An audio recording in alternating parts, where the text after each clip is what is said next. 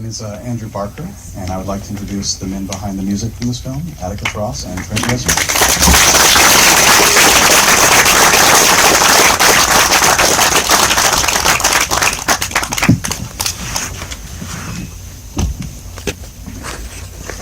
Thanks for being here, gentlemen. Thank you. So just to start off with, I'd like to discuss, obviously you two have worked together on a variety of projects, including 3 films with David Fincher, How to Destroy Angels, the little scrappy local band, 9 Inch Nails, you guys are a part of occasionally. But I'm curious how this project kind of fell into your laps, and what interested you about working with Fisher Stevens on this documentary? Well, I had met Fisher once at a turtle sanctuary in Ojai, which is appropriate. It's already an absurd story. I thought I should drop that in, given the mention. And he emailed me and said he was making the film, about a year later, and he came over and he showed me some stuff. And it was at a point in time where I knew I was headed up to Trent's for possibly several years. and I brought it with me. And I said, I think we have to do this. And Trent watched it. I'll let him tell you what he thought. Yeah, I just a lot of touring and a couple years of really full-time work at Apple to try to work on their music initiative.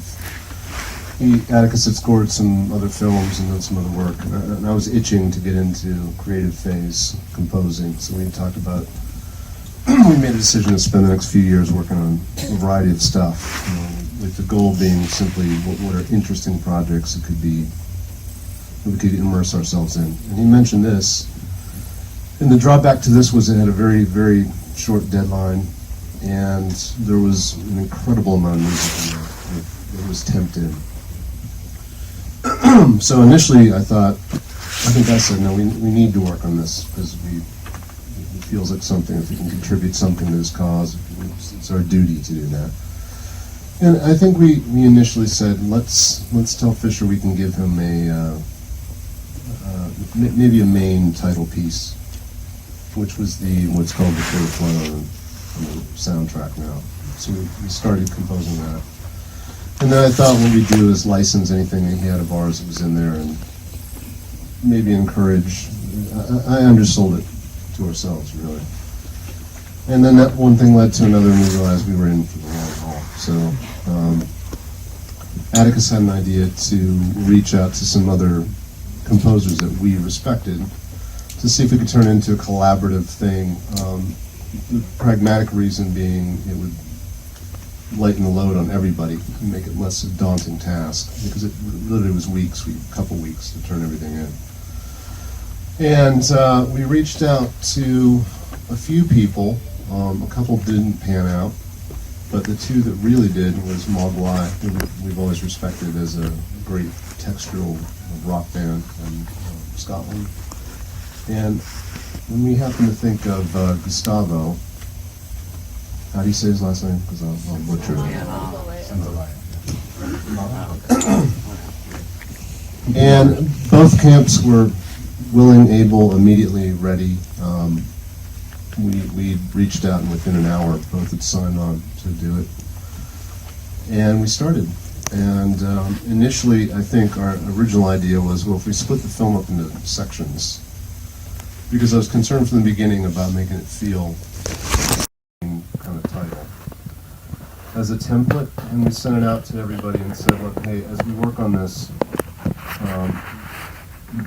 Mogwai being in Scotland, us being here, and Gustavo's here, but on his way to South America. We said, we're going to share with you every night, we're going to just upload whatever we're at session-wise. And if you like a melody, if you like a chord change, if you don't like anything, do anything you want to it, send it back, or if you want to replay anything, or just, it's an open book, and we'll go into this really ego-free and just let's see if anything happens. And being the cynic that I am, I didn't, I didn't think that would necessarily lead to anything, but what happened is really one of the coolest collaborative exchanges that we've had ever in our lives. We'd send something out the next morning, Gustavo has played on it and taken it in a direction that we wouldn't have ever thought to do. And it didn't feel, like an intrusion. It really felt like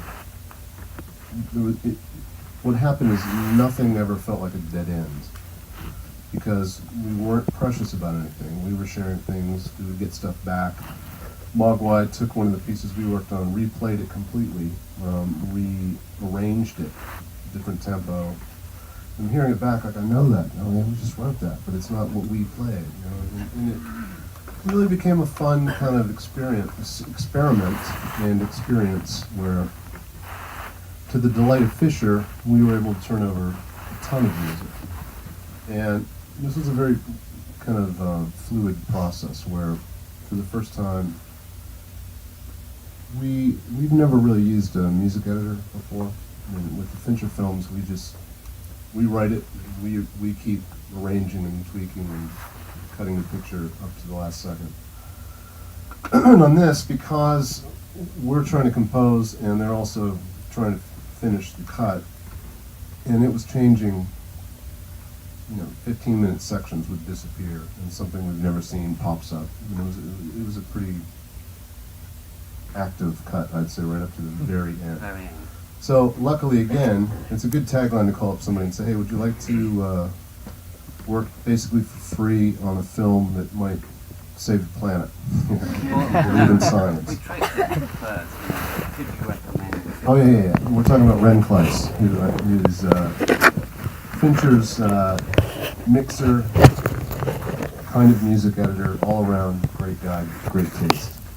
So we were trying to get him to work on it, but we didn't call and say, will you work on it? We said, do you know any music editors that might have good taste that could kind of dedicate a couple weeks of time, maybe a couple weeks, And he took the bait. And he greatly contributed to this, because he was another collaborative voice, and sitting in New York with Fisher, kind of making sense of what we were throwing at him. So it was a long-winded answer, but it was a good experience all around. Also, it was kind of, historically speaking, set against the backdrop of where we've tried to collaborate and had some really stupendous failures. So taking that leap of faith, particularly because the idea of it was Mogwai make music for film that has a very unique identity, I think, same with Gustavo, same with us, hopefully. If you throw all those into a soup, what's going to happen? And I think that it really does work as a cohesive body of work. In part, Trent mentioned this when we were talking the other day, kind of informed by Fisher's optimism, his insistence that the film be solution-based, that it's not purely darkness. And watching that, we were there just for the last bit. That last bit with the NASA scientist leading up to the very end of the song, that happened in the last couple of days, and we did have to pick up and just do that straight through.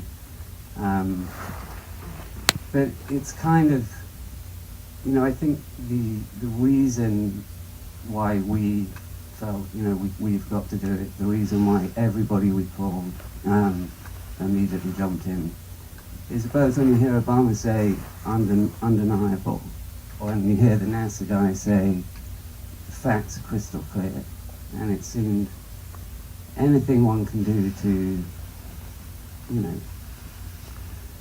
be on the right side of this. Well, I think the sort of unusual process that you guys had really pays off when you listen to the score itself, because these don't sound like just individual cues. They sound like these long, sometimes 7, 8, 10-minute ambient suites of music that then fit into the film. But I'm curious, even though you weren't necessarily writing directly to screen, were there moments where you had to pick a particular image or a particular scene and think we need something that will work here? Or if you could just kind of get into a little bit more about Yeah, it was about half and half, really, because it started off with Fisher, we just need music. You know, and we'd seen it with the temp cut, and it felt like a TV movie. You know, there was too much music. Everything, it diminished the effect of it. It was a feeling less important. And it was Fisher that we were intrigued by the idea of working on this, but as soon as we engaged Fisher, he's the real deal. He's a genuine, great filmmaker, a great guy, a very dedicated person that really is steering the ship here. And as Atticus said, I think what informed us as how to approach it was him insisting you can get overwhelmed by the subject matter, you know, and the consequences. And again, being cynical and by nature, you know, and seeing what we were doing to the planet, you know, as a father of some young kids, it's pretty easy to start to feel. It could have been a much darker, despair-filled score. But Fisher was always writing us about keep it optimistic, keep hope, concern but hope, you know, and that was an interesting challenge for us to start with, which kind of informed that first piece, which is what informed the other composers. And I'm not sure what the question was, I kind of forgot. Well, that whole end section, that was done to picture. Oh, yeah. That was my point before. After the big chunks were turned in, and the tent poles of where they were going to live started to emerge, then I'd say half to maybe a third of it was, hey, there's these other 25 scenes that don't have music. And then we'd say, oh, we'll take care of a few of those, you know, and pretty soon we were the ones doing all that stuff, you know. So that couple-week project turned into 3 months. You know, it was about 3 full months of right up to the end. Well, with the deadline of, the election. That was the whole, I don't know if Trent mentioned that. The whole idea of this was to get it out before the election. Not that that worked that well, but but, you know, I've reflected on it since, and I think it makes it a more powerful film now, you know, because we are dealing with something, like if Fisher had said, I'm making a film about gravity, you know, we might have said, you know, that, well, it's Fisher, maybe he'll make a good film. The science is as undeniable, you know, this is climate change. Why we're in this mess, you know, the film goes into, but I think given the scenario that we're in right at this very moment, if everything had gone according to plan, the film would be the film, we'd be celebrating. It is in itself a call to arms on a personal level, and I don't mean that in a kind of melodramatic way, I just mean in terms of what, you know, that last bit, it's up to you, or whatever it says. And I think given where we're at now, it's all the more meaningful. Talking about that a little bit, the song we heard over the credits here, A Minute to Breathe, I'm curious if you can talk about writing that song and specifically writing the lyrics, because the lyrics clearly have thematic relevance to everything that you're seeing without being didactic, and I imagine that'd be kind of a tough balance to strike as a lyric. Yeah, when we were in the midst of composing score, and it was at the peak of feeling fun before it started to get overwhelming. I thought it might be an interesting challenge to see if a vocal song could be written, because I've never done that, but I can remember anything. It seemed like it would be hard to pull off. Could you write a song that could function as a song outside this film and be honest and have its integrity to it, but could also, in the context of the film, speak towards something as important, and how could you write a love song to the world and have it not sound like Sting wrote it? You know? All respect, it was to Sting. I didn't mean that as a song. But something that could feel intimate and frail. So we started experimenting a little bit, and then I started working on some words, and in my head it sounded good, and because we'd written stuff in the studio musically, and then I'd sit up in my room and work on lyrics, and I had a melody in my head, but I'd never sang it. And, went down to the studio, and it was in a key that was unexpectedly higher than in my head. And it came out in a way that felt uncomfortably frail and honest, and not as kind of confident as I heard it in my head. And I panicked. And in a couple days, I can talk myself out of pretty much anything. And I went into Atticus and said, I think maybe we could have someone else sing it. You know, who gets a current young star to come in and, you know. And then he kind of bullied me into keeping it as is. Because it has an honesty to it. But, it's tough as the person.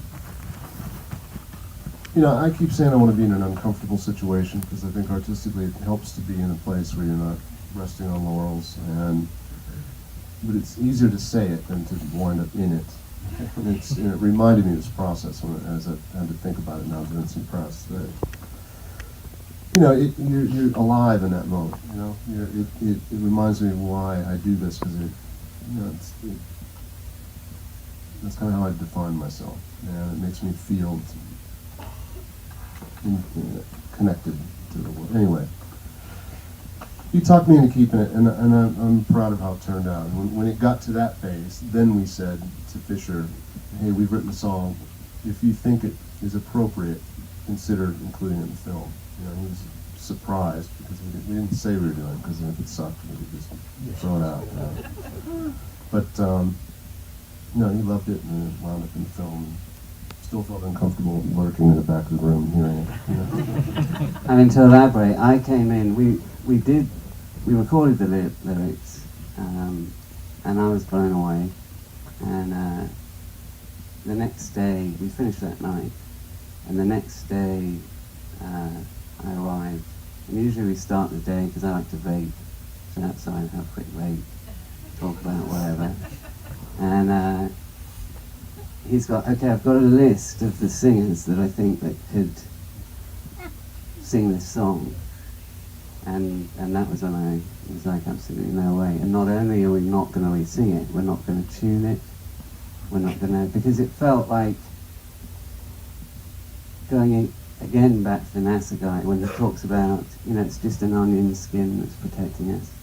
You know, that honesty, that frailty that I think is, you know, the voice and the piano that opens it up.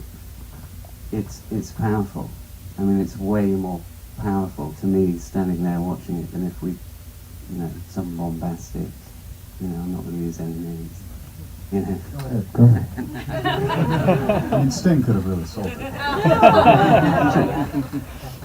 But speaking of kind of putting yourself in uncomfortable situations, to what extent did working with someone like Gustavo, who has such a distinctive style that's very different from your own, push you out of a comfort zone? And do you think that sort of changed the way you two relate to each other and make music?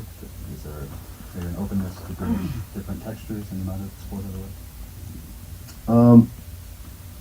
The desire to reach out to him was always felt, the work that I'm familiar with is kind of a real emotional connection, you know, and he uses a palette of sound that isn't one that we have, you know, or can play like he does, you know. And the initial idea was to bring in somebody that wasn't in our world to see, but still felt like they can directly emotionally connect with someone. And once we started, you know, after an initial conversation with him, he's just such a, our experience was just like somebody that immediately feels like a friend. And his enthusiasm of sending stuff back There's a couple pieces where he had a fairly pleasant sounding piece, and then we'd send over and play a kind of dark piano line around it that kind of turns it into just a cloud comes over. And you could hear the enthusiasm when he called the next day and said, "Oh, I like, you took it into a place I wasn't thinking of those notes. Okay. And there wasn't any sense of ego or protectiveness. Everything was supportive. And again, it was, I hate to say it was a rare situation, but it was one where everybody involved just seemed really happy to be involved, and there wasn't any weirdness. And it really felt good. And we all had communicated afterwards, at the end of it, saying, we should do something that might be a little less hectic of a timeline. But we left that experience really feeling like new musical friends had been made, and it felt optimistic. It was a good feeling with Fisher as well. It was the rare time where things really did go right. I mean, I actually listened just to refresh my memory. It's 24 hours pretty much of the album on driving here, and when I was talking about the body of work, and I'm really proud of it, and how it all works together, and how Gustavo's voice works within the world that we do, the same with Mogwai. I mean, I think sonically it's different, but maybe it is the emotionality that Trent's talking about, that is the binding, force.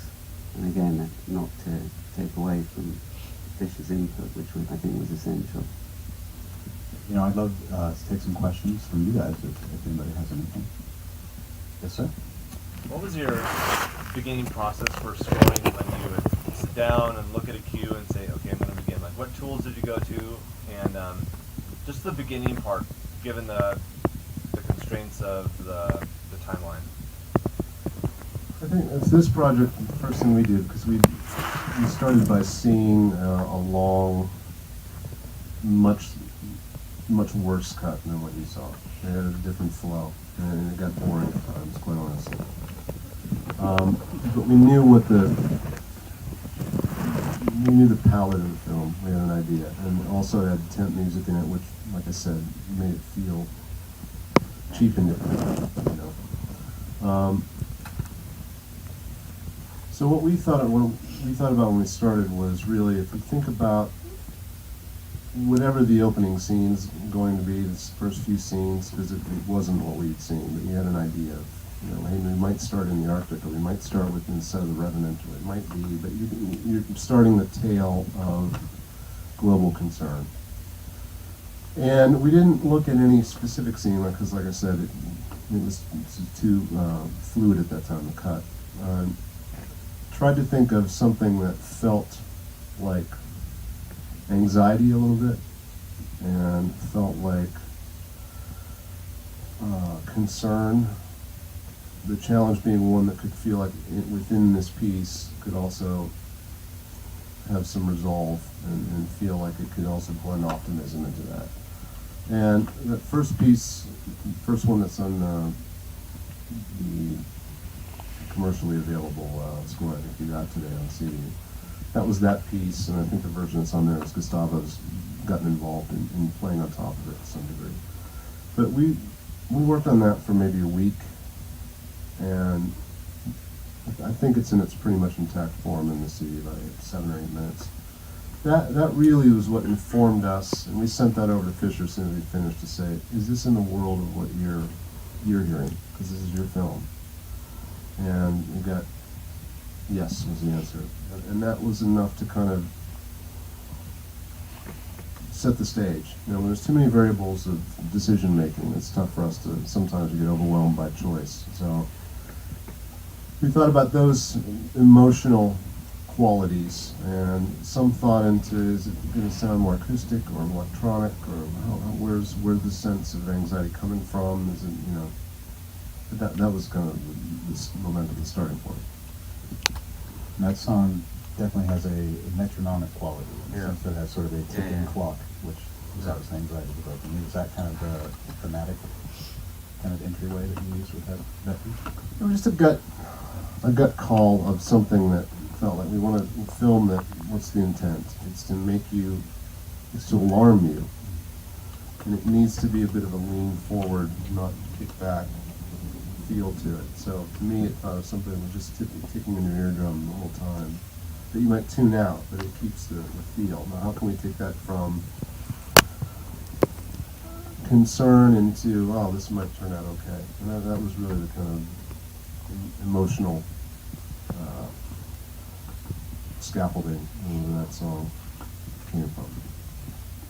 And also on some of the collaborations, it wasn't like on that one, Gustavo played over the top, and then we sent it back and we mixed it in. But on some of the others, or really the majority of the others, where there's collaborative work, it wasn't like, here's a 2-track, it was like, here's the session kind of thing. So, although we weren't in the same room, like working on some of those Gustavo pieces, or My Boy or whatever, but particularly with Gustavo, I think that gave a starting point. Like, he had a track, and we knew that worked as a track. But also, now we had a completely different world which we could then expand on. And some of them, like was mentioned, go off completely from what was the original starting point. And those were, in terms of having fun in the studio on what could be, which is really one of the most consequential subjects we're facing. I mean, in terms of actually having fun in the studio, we did have a lot of fun doing it, I would say. If anyone else has a question? Yes, sir? I was wondering, this is a question for both of you. There are days when there's no motivation to go into the studio and write, and you get the blank page syndrome. What do you guys do to self-motivate and get past that and open up the sequencer and write? No, this is, in complete honesty, we worked together for years now on a variety of projects, and there are days when we're trying to finish something that we are stuck in a blind alley, or there's something we're not in the right mindset because life has beat us down elsewhere. But when it comes to starting stuff, I can't ever name a time where where it's been that Troggs tape, desperate, we're out of ideas, we're done, And I think we both kind of have a little collection of starting point ideas that we've never gotten to, that aren't necessarily as chord change, but I've been thinking what would happen if we started this type of process up. There's usually a few that we haven't gotten to yet, that, it's been a real gift, and that's when I said we decided to work together the next few years. It really is a collaborative, interesting thing where I know I couldn't do this without him sitting there, and I can speak for him, but I mean, it's pretty clear. Well, we were talking about it. Someone asked a similar question the other day about like what differentiates one project from the next, and really, when we were answering it, it's like, well, we come to the same room every day. We eat pretty much the same food every day. We're generally wearing the same clothes. But somehow that bit doesn't feel like, like I've got friends who suffer from that starting bit. But I don't know, we've always had the thing, even switching, we went straight from this to the next thing to that. That's what this year has been like. And though the switching hasn't been the difficult thing. But I'm just curious though, when you have to just start, this was kind of touched on earlier, but when you're starting with a complete blank slate on a track, what is the first piece you put down? really depends. I mean, in the case of this, as soon as I heard climate change, Fisher Stevens, wheels start turning about. What is that? What shape is that? You know, is that subconsciously we're both thinking about the best strategy of starting before we walk in and say, now it's time to record. Usually when that day comes, we have both thought about, okay, here's a place we could start. What if, you know, like pretty much what I described earlier about that first piece was what it was. It needs to be anxious. It needs to feel, I'm thinking maybe it's in an odd time signature that's not 4/4, you know, it loops around in a way. There's those kind of things that have been thought through, just homework stuff, you know. And then when we start, it doesn't always go as planned, but our methodology is usually me playing something, him recording it, and then I leave him alone for a little bit and get out of the room. And when I come back 20 minutes, an hour later, something like that, it sounds better than I remember it sounding, because I usually leave frustrated. I've reached the point where it's not as good as I leave, and it comes back, and he may have recorded something completely different, and I just don't remember. But it's a good starting point where we can then volley back and forth that way. And generally, I'm doing more playing, and generally, he's doing more arranging. But we know each other enough. We don't really need to speak even. We can just kind of, and our tastes are similar. So it's a good, whatever's happening, it's a good recipe. And there's forethought.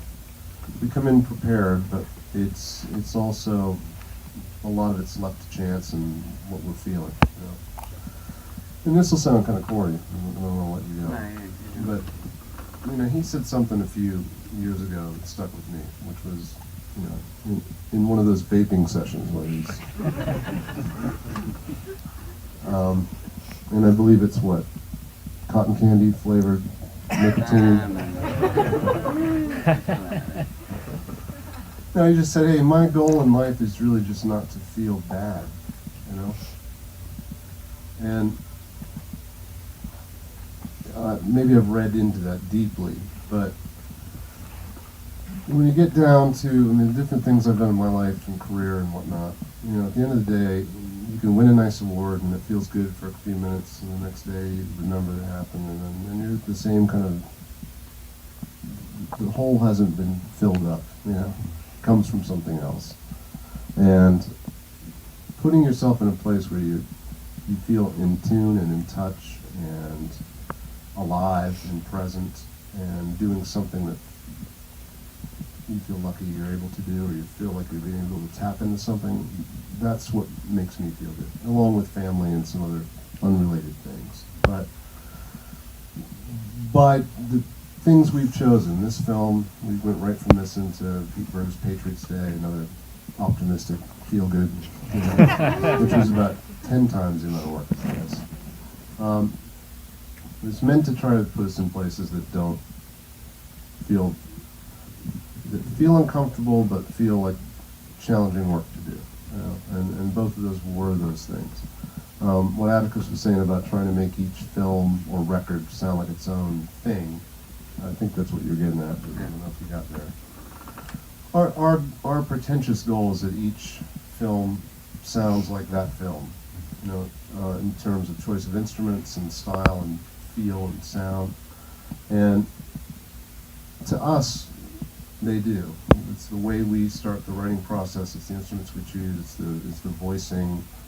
It's a lot of times it's the methodology of recording changes. And each project has its own set of rules, and it helps us define what that thing is. You know, 'cause our goal would be that you know, when you hear Blade Runner, it sounds like Blade Runner. You know, some other things might sound like it, but it's its thing. Taxi Driver sounds like Taxi Driver. It's got its own universe it's created. And you may hear our scores and say, well, they all sound the same. You know, I can turn on country radio, and to me, most of it sounds the same. You know?